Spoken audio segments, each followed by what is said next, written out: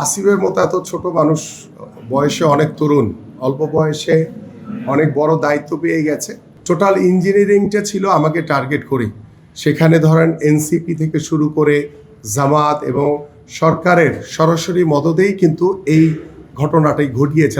আমি আশা করি যে আমার এই ঢাকা 16 আসনে ভোট পুনর্গণনা করার জন্য তাদের কাছে আহ্বান করব এবং সেই আহ্বান করার মাধ্যমে প্রধান নির্বাচন কমিশন চাইলে এই গেজেটটি স্থগিত করে তিনি আবার এটি পুনর্গণনা তিনি করতে পারেন। আমি সেটি আপনাদের মাধ্যমে প্রধান নির্বাচন কমিশনের কাছে আহ্বান করছি। আগামী কালকে আমরা আইনগতভাবে আমাদের যিনি লয়ার আছেন তার সাথে কথা বলে আইনগত প্রক্রিয়ার ভিতরে যেহেতু কিছু আইনি জটিলতা রয়েছে, সেই আইনি জটিলতাগুলো যাচাই বাছাই করে আমি সেটি হাইকোর্টে অবশ্যই যাব এবং সেই হাইকোর্টের কাছে আমি এটির বিচার চাইব যে আমার ভোট গণনা থেকে শুরু করে এবং যে গেজেট প্রকাশ হয়েছে সেটি স্থগিত করার মাধ্যমে আমি আমার এই এলাকায় পুনর্নির্বাচনের দাবি করব এবং সেটি আইনগত প্রক্রিয়ার মাধ্যমেই আমি ইনশাল্লাহ লড়াই করব। নির্বাচন বাতিল, যেহেতু গেজেট প্রকাশ হয়ে গেছে, নির্বাচন বাতিল, পুনর্গণনা, পাশাপাশি পুনর্নির্বাচন সব কিছুই আমি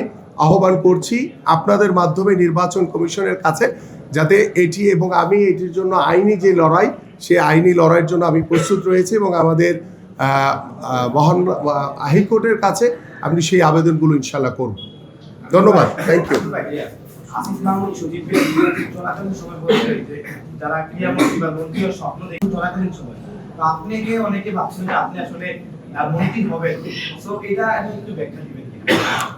এটা আসলে আসিফের মতো এত ছোট মানুষ, বয়সে অনেক তরুণ, অল্প বয়সে অনেক বড় দায়িত্ব পেয়ে গেছে। আসলে ওর কথাবার্তার কোনো লাগামহীনতার কারণে আসলে আমাদের স্পোর্টস অনেকভাবেই ক্ষতিগ্রস্ত হয়েছে। আমি আসলে আসিফের কোনো বিষয় নিয়ে কোনো মন্তব্য করতে চাইনি, কারণ টোটাল ইঞ্জিনিয়ারিংটা ছিল আমাকে টার্গেট করে। সেখানে ধরেন এনসিপি থেকে শুরু করে জামাত এবং সরকারের সরাসরি মদতেই কিন্তু এই ঘটনাটাই ঘটিয়েছে তারা কারচুপি, এবং সেটার অসংখ্য প্রমাণ আমি আপনাদের সামনে উপস্থাপন করেছি। এবং আমি আশা করি যে জনগণ যেহেতু আমার সাথে রয়েছে এবং আইনি প্রক্রিয়ার মাধ্যমেই আমি ন্যায় বিচার আমি আমার হাইকোর্টের কাছে যাব, ইনশাল্লাহ আমি দৃঢ়ভাবে বিশ্বাস করি যে আমার ন্যায় বিচার আমি ইনশাল্লাহ ফিরে পাবো ইনশাল্লাহ।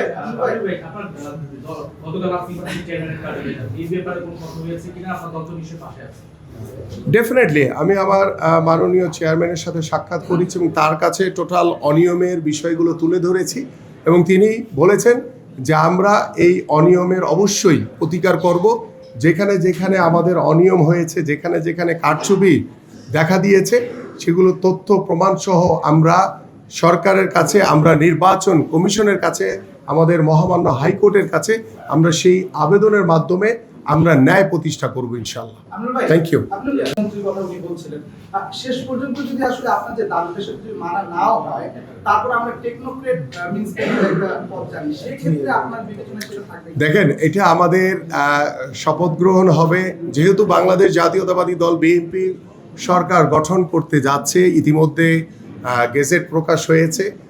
আমি আশা করি যে সেটা আমাদের যিনি আগামীর যিনি মাননীয় প্রধানমন্ত্রী হতে যাচ্ছেন তিনি সিদ্ধান্ত দিবেন। আমি তার সিদ্ধান্তের অপেক্ষায় রয়েছি যে তিনি কি চিন্তা করবেন আমাকে নিয়ে, আমি সেইটি তার উপরই ছেড়ে দিয়েছি। তিনি যে সিদ্ধান্ত দিবেন আমি সেটি মাথা পেতে নেব। দেশে দেশে সবার সাথে দ্য নিউজ।